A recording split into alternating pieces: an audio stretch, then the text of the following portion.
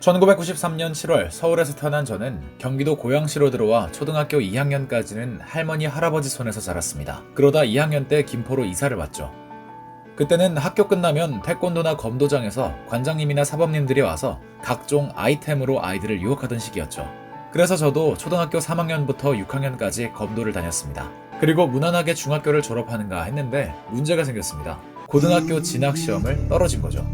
원래대로면 특목고 일정과 일반고 일정이 달라서 문제될 게 없었지만 당시 김포는 신도시 붐이 일어서 일반고 정원이 다 찼습니다. 까딱하면 고등학교 재수를 할 수도 있는 초유의 상황이어서 가족 모두가 인천으로 이사를 갔죠. 버스로 1시간 거리였던 고등학교를 3년간 다닌 끝에 수시는 다 떨어지고 어쩌다 수능 대박이 나서 어찌저찌 대학을 갔습니다.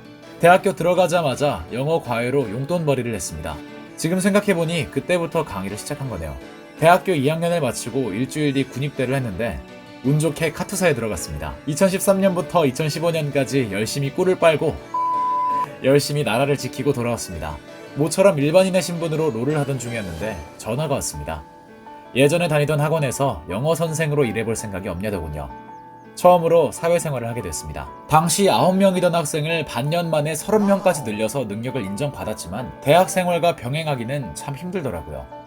돈도 꽤 벌었지만 쓸 시간도 없었고 몇 주째 언제 그만둘까 고민하고 있었습니다. 그러다 2016년 여름에 강사를 그만두고 학교 생활에 집중했습니다. 열심히 술을 마셨죠. 2주 동안 저녁 6시부터 다음날 아침까지 술 마시는 생활을 했습니다. 대학생활은 역시 음주가 짱. 아무튼 이런 삶을 살고도 어찌저찌 졸업은 잘했습니다. 전에 하던 강사 일을 계속할까 하다가 아나운서를 도전하게 됐어요. 준비를 한 6개월 했는데 아나운서 공세가 잘 안 뜨더라고요. 그래서 기자로 들어갔습니다. 원래는 잠깐만 하려고 했는데 시켜주는 일도 좀 많이 늘고 회사에서도 잘 대해주셔서 1년 반 정도 일했습니다. 그러다 원래 꿈이던 아나운서의 길을 가려고 퇴사했죠. 회사를 나와서 스포츠 중계도 하고 행사도 하고 작년 9월부터는 구청에서 아나운서를 하고 있습니다. 그러다 코로나 때문에 일이 많이 줄었고 요즘은 시간도 남아서 유튜브를 시작하게 된 거죠. 유튜브 하는 게 생각보다 힘이 많이 듭니다. 시간은 많이 드는데 구독자는 잘 늘지 않죠. 지금까지 이 영상만 해도 5시간째 만들고 있습니다. 오후까지도 아마 이러고 있겠죠. 새벽에 시작했는데 지금 아침이라 아침도 먹고 있습니다. 내일도 이러고 있겠죠. 편집하다 보면 현타도 많이 와서 중간중간 롤을 하면서 스트레스를 풉니다. 근데 우리 정글이 티모네요 씨. 다시 일로 돌아와서 구독해주시는 분들 정말 감사합니다. 가급적이면 6월 모의고사 전후로 구독자 1000명을 모을 생각인데요. 그런데 지금 구독자 증가 추세로 보면 100명 정도도 빠듯해 보이네요. 저는 빨리 라이브 방송을 켜고 싶은데 그럴 수 있도록 많은 분들이 구독해주시면 감사드리겠습니다. 지금까지 제 인생사를 짧게 정리해봤는데요. 들어주셔서 고맙습니다. 자, 본론으로 돌아와서 과연 이 이야기 속에서 몇 가지의 시제가 등장했을까요? 정답은 총 12가지 시제가 나왔습니다. 영어에는 총 12개의 시제가 있습니다. 크게는 단순 시제와 복잡 시제로 나눌 수 있습니다. 단순 시제는 현재, 과거, 미래 이렇게 3개, 복잡 시제는 진행 시제, 완료 시제, 완료 진행 시제가 있는데 각각의 시제마다 현재, 과거, 미래가 나눠져서 총 9개가 있죠. 이렇게 총 12개의 시제가 있습니다. 현재 시제는 동사 원형이나 3인칭 단수가 주어일 경우엔 s를 붙여서 표현합니다. 해석은 한다라고 하죠. 일반적인 상황이나 습관 등을 표현합니다.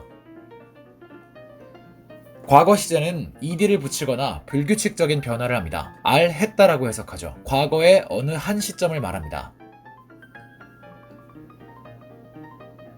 미래 시제는 조동사 위래 동사 원형을 붙입니다. 할 것이다 라고 해석하죠. 아직 일어나지 않은 미래 어느 한 시점에 대한 의지나 추측, 계획 등을 나타냅니다. 진행 시제는 비동사에 ing를 붙인 형태입니다. 단순 시제와 다른 점은 특정 순간에 주목한다는 점인데요. 그 시점을 들여다봤을 때 무언가가 이루어지고 있던 거죠. 현재 진행 시제는 mr is ring로 하는 중이다 라고 해석합니다.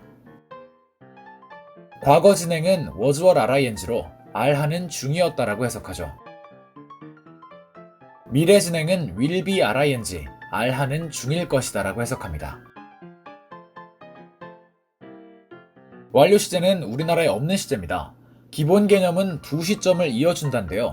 현재 완료는 have, has, re로 했다, 해왔다 라고 해석합니다. 과거부터 현재의 시점이 이어지는 걸 표현하는 건데요.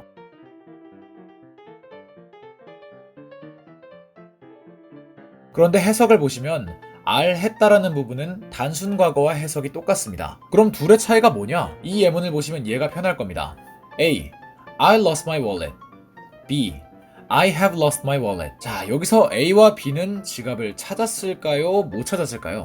정답은 A는 모르고 B는 못 찾았답니다. lost라는 단순 과거는 현재와의 연관성이 없이 과거에서 끝나기 때문에 현재 어떤지 알 수가 없습니다. 하지만 현재 완료인 have lost는 잃어버린 상태가 현재까지 지속되고 있기 때문에 지갑을 찾지 못했다는 정보까지 함께 담고 있는 거죠. 과거 완료는 had RED로 R 했었다, R 해왔었다라고 해석합니다. 영어는 대과거라는 개념이 있습니다.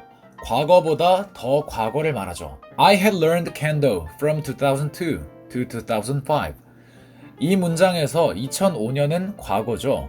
그런데 2002년은 그보다 더 과거인 대과거입니다. 마찬가지로 I had served military service from 2013 to 2015. 이 문장에서 2015년은 과거, 2013년은 대과거입니다. 이 두 시점을 이어주는 게 바로 과거 완료 시제죠. 과거 완료뿐만 아니라 had RED의 형태는 단순한 대과거 시점을 나타낼 때 쓰기도 합니다. 미래 완료는 will have RED로 R 했을 것이다, R 해왔을 것이다 라고 해석합니다. 아니 이게 대체 무슨 말이냐? 현재의 상태로 볼 때 미래 어느 시점에 완료가 돼 있을 거다 라는 말인데요. 예문으로 이해하시는 게 더 편합니다. I will have had 100 subscribers by June. 제가 원래 1000명의 구독자를 모으고 싶다고 말씀을 드렸죠. 근데 증가 추세를 보니까 지금부터 미래인 6월까지는 구독자가 한 100명 될 것 같다 라는 의미입니다.